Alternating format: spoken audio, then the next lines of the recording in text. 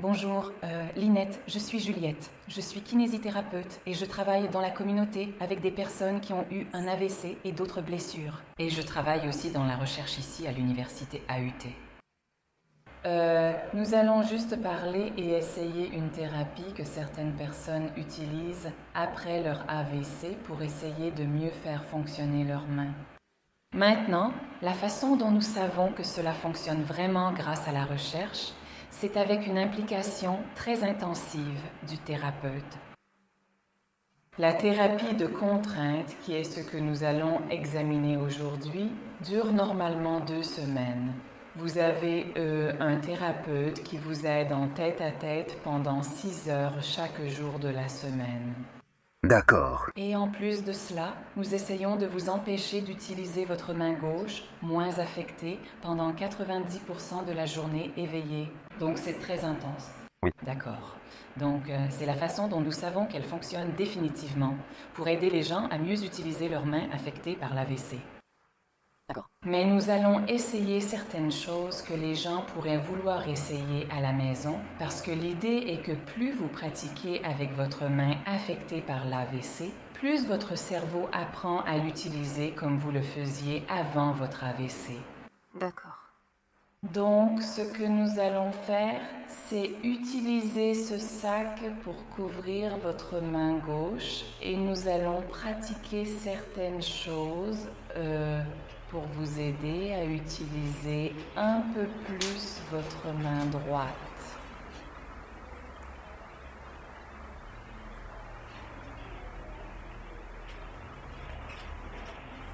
D'accord. Allez, maintenant à la clinique, quand je suis avec quelqu'un et que nous faisons quelque chose comme ça, nous pourrions utiliser du ruban adhésif sur leurs mains. Si vous êtes à la maison, vous pourriez utiliser votre gant de cuisine, juste quelque chose qui va vous empêcher d'utiliser cette main gauche et vraiment vous aider à vous concentrer sur l'utilisation de votre main droite. D'accord. Bien, très bien. Maintenant, je veux juste voir combien de mouvements nous avons dans votre main droite. Pouvez-vous ouvrir votre main vers moi? Alors, essayez de ramener ce poignet en arrière. Bien. Et encore une fois. Et essayez de redresser ses doigts. Et détendez-vous, d'accord?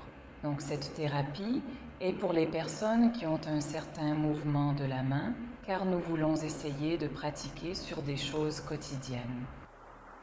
D'accord. Bien, la première chose que nous allons essayer est de déplacer de petits objets.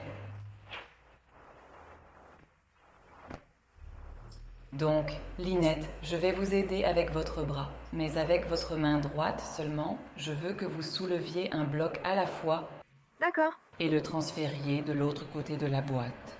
D'accord.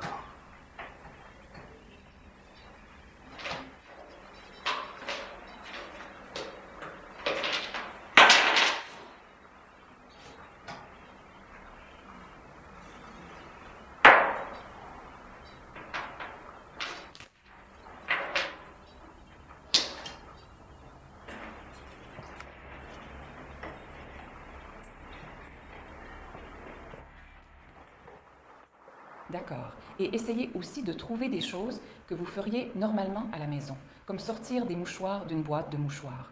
Essayons cela maintenant. Je vais le prendre.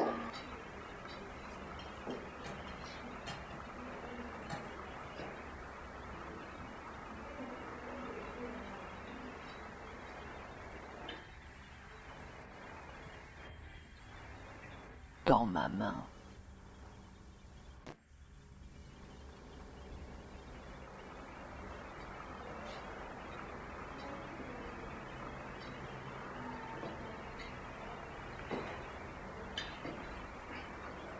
D'accord, bien.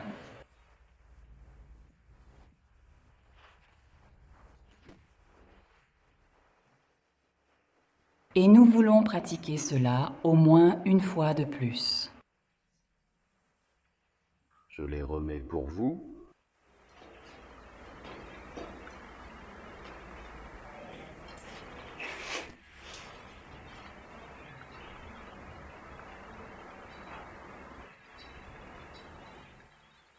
merci. Très bien, c'est bon. Donc encore une fois, pour que le cerveau... D'accord. Il a besoin de le faire beaucoup et beaucoup. Faites-en 2. D'accord. Bien. Une autre très bonne façon pour le cerveau de réapprendre les choses est que les deux mains travaillent ensemble. Donc, je veux que vous mettiez les deux mains sur ce chiffon. Bien. Et en essayant d'utiliser votre main droite autant que votre gauche, vous allez juste pousser le chiffon comme si vous nettoyiez la table. Bien.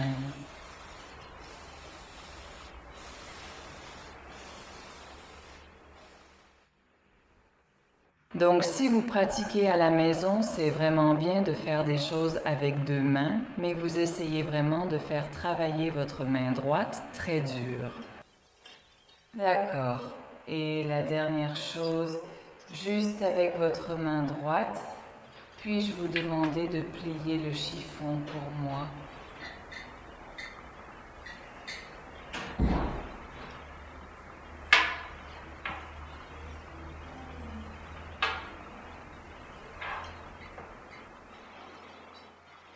Bon travail. Et encore une fois, nous pratiquerons cela beaucoup en faisant cette thérapie avec vous. Merci beaucoup, Linette.